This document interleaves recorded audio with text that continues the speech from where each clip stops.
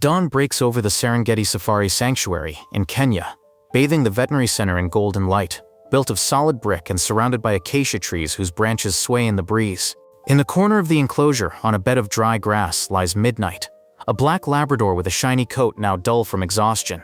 Her eyes, once sparkling with determination, are now empty, and her movements are sluggish, the result of 3 days of starvation and postpartum depression. She survived a difficult birth, 8 puppies, but none survived due to her weakened state. Her body, under the influence of prolactin, continues to produce milk, but there is no one to drink it. Midnight lies curled up, avoiding the vet's gaze, her listlessness an echo of the pain familiar to mammals, whose limbic system connects them to their offspring with a deep emotional thread. Midnight wasn't always a shadow of herself. She was once a rescue dog, trained to find people under rubble in villages near Nairobi.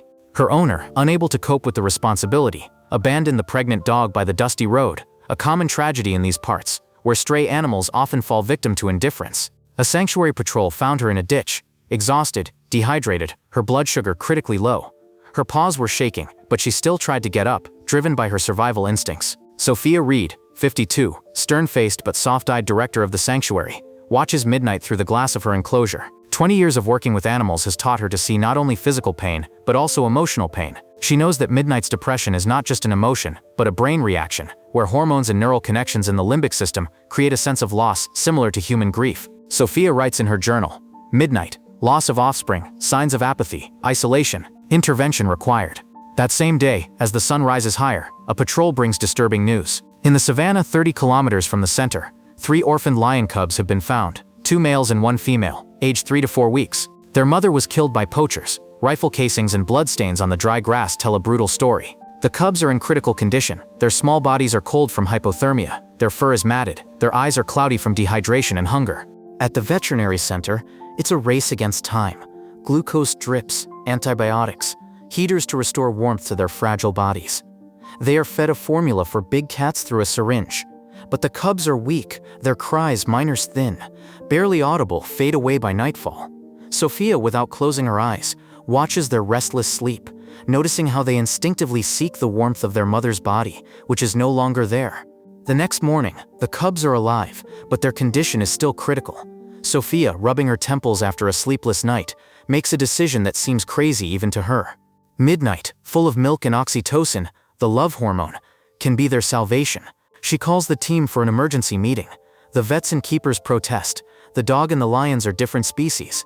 The lion cub's predatory instincts may awaken, and Midnight, despite being domesticated, may not accept strangers. Sophia stands her ground. The maternal instinct is universal. Childlike traits, big heads, huge eyes, weak cries, awaken care in mammals. The oxytocin in her blood will suppress aggression. We will monitor through cameras, with a net and a guard at the ready. The team reluctantly agrees, but the tension is in the air. The room for the experiment is ready. The floor is covered with soft mats. The lights are dim. The air is warm, with a slight smell of hay. Midnight is brought in first. She lowers her head. Her tail is motionless. Her gaze is empty. The lion cubs, wrapped in warm blankets, lie 2 meters away. 10 minutes of silence, just breathing. Then one of the cubs lets out a weak, plaintive cry. Midnight's ears flicker. She stands up slowly, approaches, sniffs the air. Her nose touches the tiny muzzle. The cubs, feeling the warmth, instinctively reach out to her. Midnight licks them, gently at first, then more confidently. The cubs relax, their eyes closing in their first peace in days. Feeding begins awkwardly. The cubs nuzzle each other, searching for nipples. But soon they suck, more and more confidently, and Midnight hugs them with her body, her eyes shining for the first time in days, with surprise, hope, meaning. She is awake, guarding them, her paws gently pressing the babies. The morning brings relief. The cubs are getting stronger.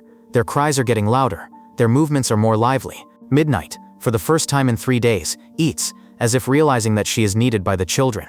Sophia, watching through the monitor, whispers, "You did it, girl." 3 months pass. In the private area of the sanctuary, a fenced area with acacias, rocks and thickets of thorny bushes, a miracle unfolds. The cubs, now golden, with fluffy fur and a playful look, run around the grass. Midnight, having regained her strength, teaches them her dog habits, to smell tracks, bury pieces of meat, hide in the shadows. The cubs, mixing dog and lion, climb on low branches, jump from bushes, teasing Midnight, who barks back, but her eyes shine with joy.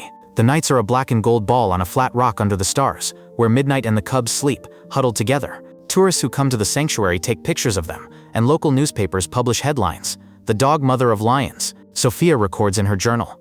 The lion cubs adopt dog habits, but their predator instincts are beginning to emerge. By 6 months, the lion cubs have grown. Their paws are becoming stronger, their claws sharper. Their games increasingly resemble hunting, not pranks. Sophia understands. They need a real lion sanctuary, where they will learn to hunt and live in a pride. She makes arrangements with a reserve 400 kilometers north, where grasslands give way to forests, and rescued lions find a home. Midnight will go with them for a transition period, to ease the stress. In the van, she lies next to the cubs, who snuggle against her warm side. Sophia puts familiar blankets, rope toys, even a handful of soil from their area in the car, the smell of home. At the new reserve, the cubs find themselves in an isolation zone with tall grass and sparse trees. Midnight is nearby, her presence calming.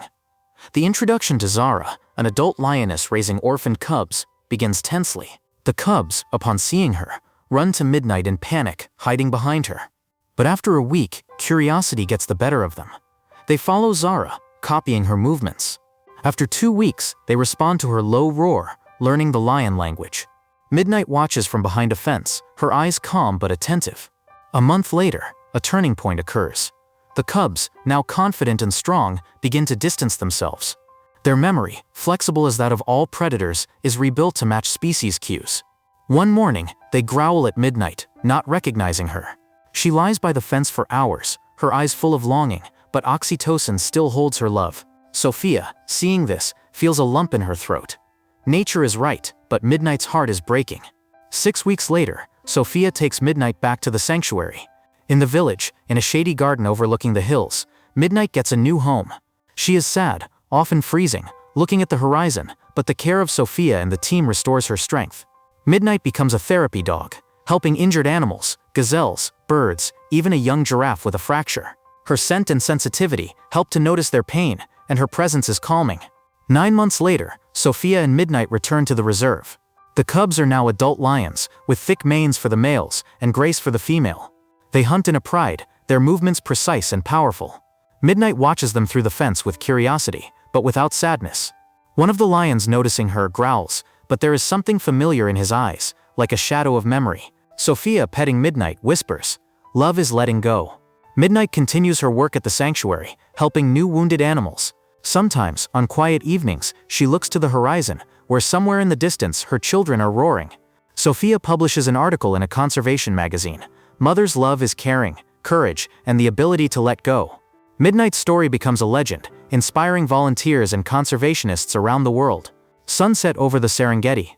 The roar of lions echoes across the savannah, mixing with the wind. Sophia strokes Midnight, whose eyes are full of quiet wisdom.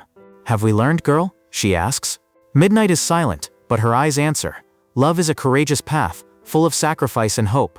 Friends, thank you for taking the time to read this story. If it touched your heart, don't forget to like and subscribe to our channel to support us. See you in the next stories about wildlife.